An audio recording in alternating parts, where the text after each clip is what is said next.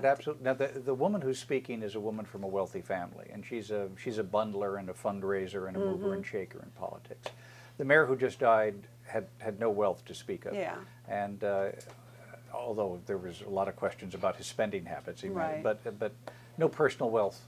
And of course, if he were no longer mayor, who would send over desserts? If he were no longer mayor, who would consent to treat with him because he couldn't hire and fire? Well, I don't mean this. This is such a touchy election season. I don't mean this statement that way. But when I read that, I thought of Bill Clinton as he came out of Arizona into Washington, or Arkansas into Washington. You know, because famously the Clintons really didn't have. I think they had never owned. They never owned a home, right? And I thought, and as I read that, I thought that in so many ways, they were a symbol of that kind of thing. And as we've watched Bill Clinton in this campaign, and some of the criticism that's been leveled at him is sort of that he can't give it up, and yet he's lost some of his knack for it at the same time.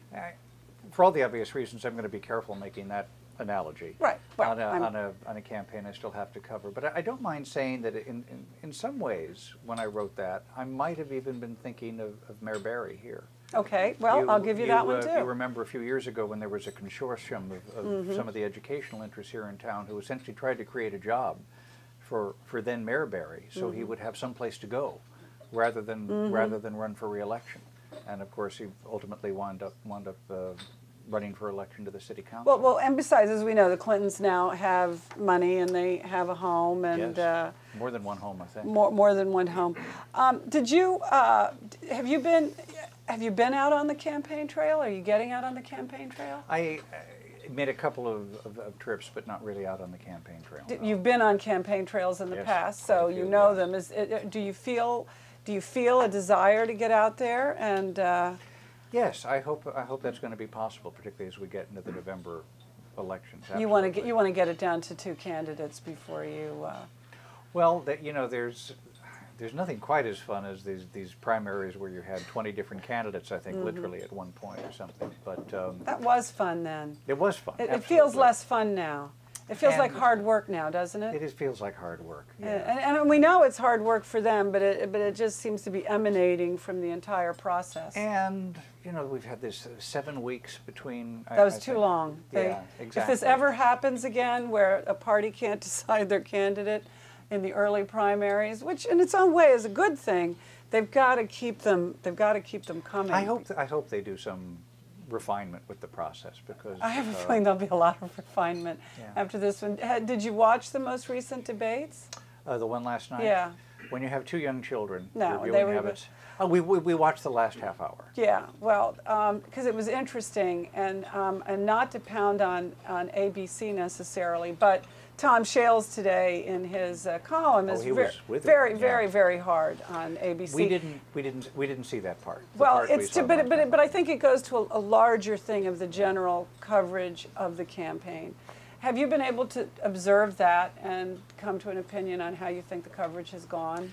I haven't seen, conveniently being the father of 2 young children, and you have so many ways of getting yourself off the hook. Well, but this is quite. I mean, we sometimes joke with people that if it doesn't have a talking clownfish in it, we don't see it. Well, there's that. I've been there. So we have seen as many of the debates as we recently. As you know, my wife is French, and I think I forget what debate we were tuning into. We decided to keep Elise up for like the first half an hour. And my wife turned to Elise and said, "Darling, do you know who the president is?" And she said, "Sarkozy."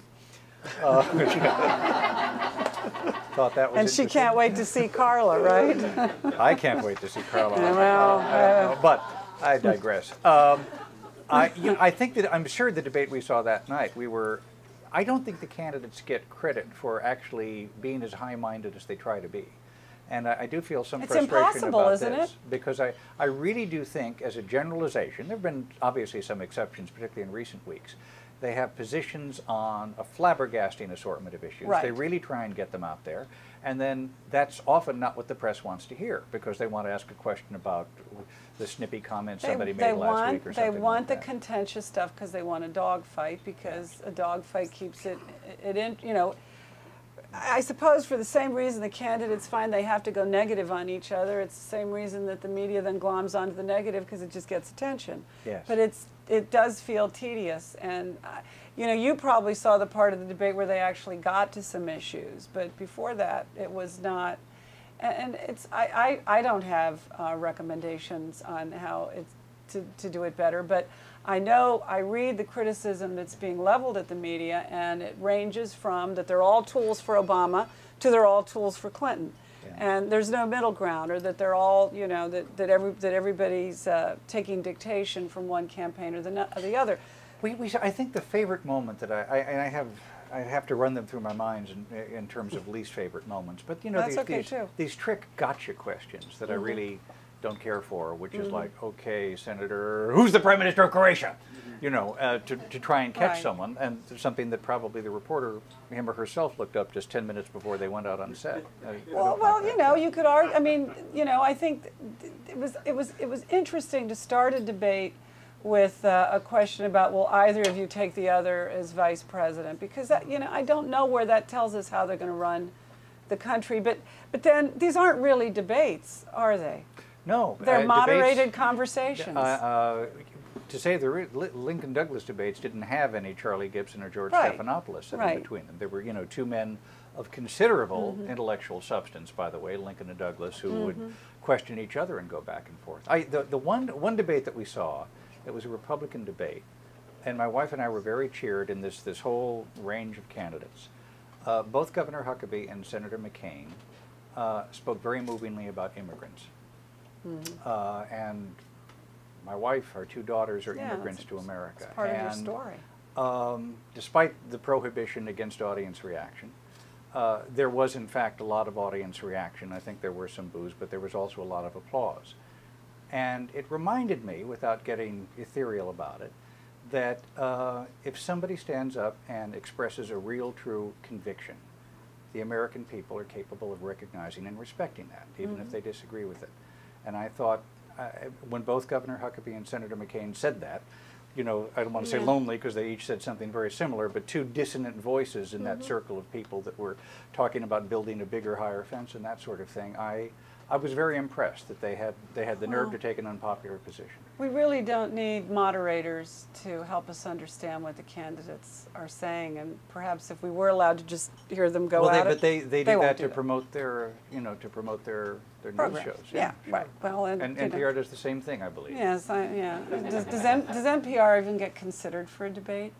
We had we were the sponsors of a Democratic debate in Iowa. And was it purely on radio? And it was, well, they were videotaping the entire time, and and clips were broadcast. And actually, the Washington Times wrote a lovely editorial lauding the NPR debate for being very issue-oriented and asking the right questions.